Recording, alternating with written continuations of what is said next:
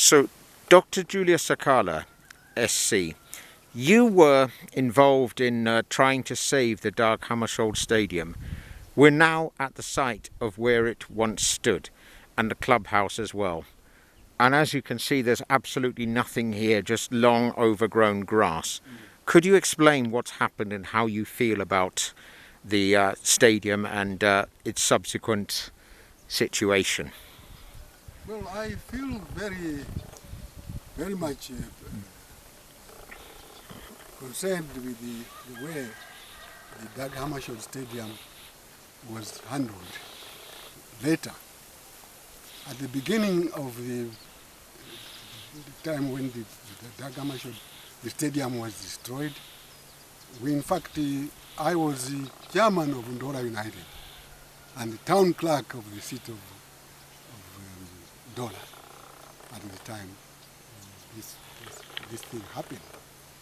And I thought we would appeal to people to rebuild it and bring back the stadium.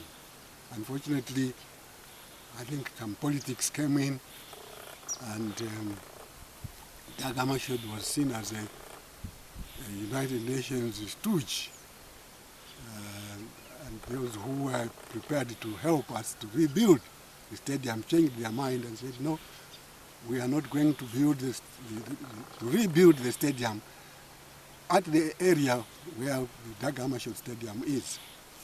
We want to find a neutral place where we can build a stadium of our own choice. And they did. We had the money. Looking at this situation now, they've done absolutely nothing with the land.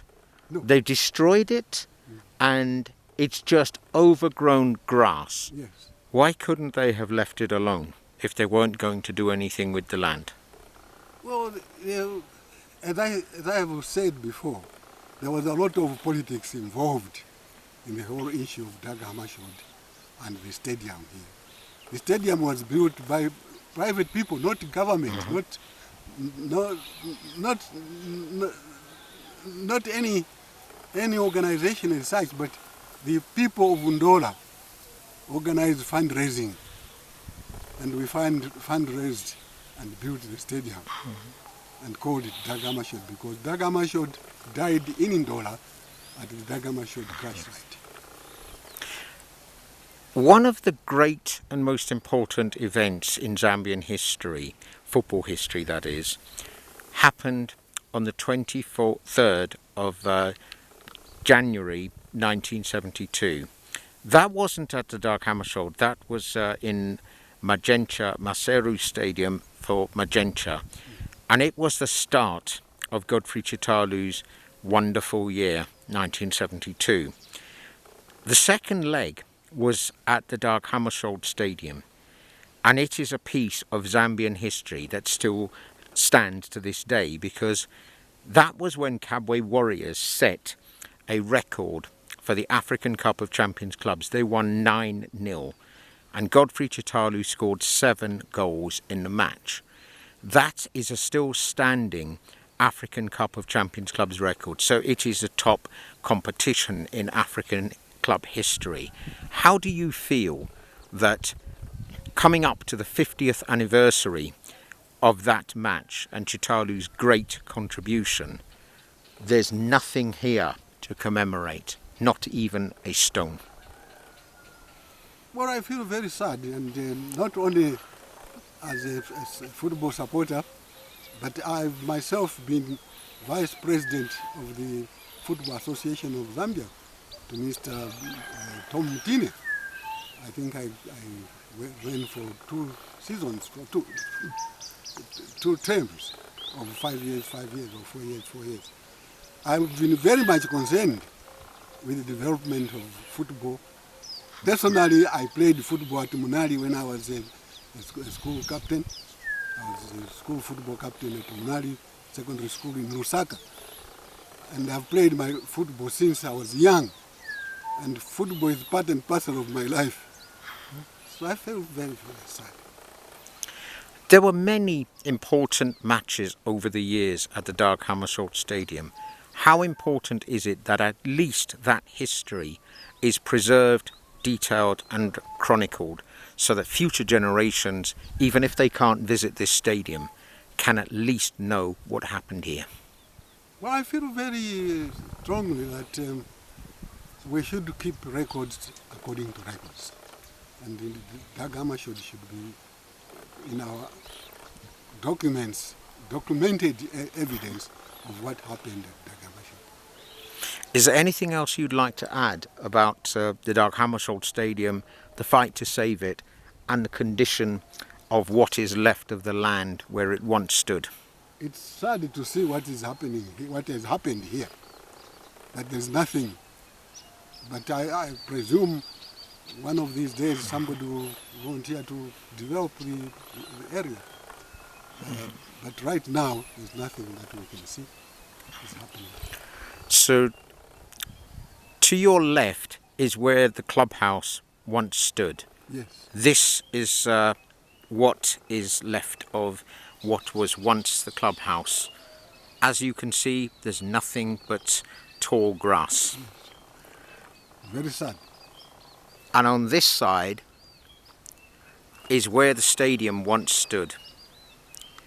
Again, as you can see, overgrown grass, nothing else, no development, a complete disgrace that one of the most iconic stadiums and important stadiums in Zambia's football history and its development into an independent nation has gone for good. That's true. It's gone for good. I hope all we can do is draw the attention of the authorities, like the local authority, Ndola City Council, to see what's going to happen to this area. There are other stadiums where other football teams played in the anti-colonial struggle of football, the liberation era football. What do you think needs to be done for those stadiums, ones which haven't been destroyed but are in a dilapidated state? They should be developed. Local people around those stadiums should be activated in action group.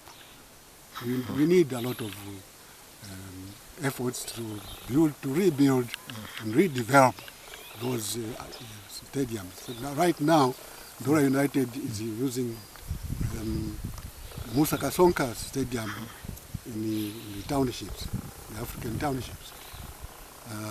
But we need to develop more and do more to pursue the desire for Zambia to grow bigger in football and sports in general. There's another similar situation in Luanshya. The late Ginger Pensilo sadly died on April 18th of this year. He scored an iconic goal that helped to begin the integration of Zambian football. It led to more matches, and it led in its way, or contributed to, the development of the National Football League a year later. The stadium where he scored that goal still exists, but it's little more than a football field. What do you think should be done to preserve both Ginger Pensilo's legacy and also that era? Because this was where Rowan United won the first National Football League title and became one of the great teams, and they played that iconic match on that pitch. What do you think should be done? Well, I think the local people who are involved in football or sport in general should be brought together to understand their role and to work towards the improvement and to continue the development which was started in the early days, to make it even bigger.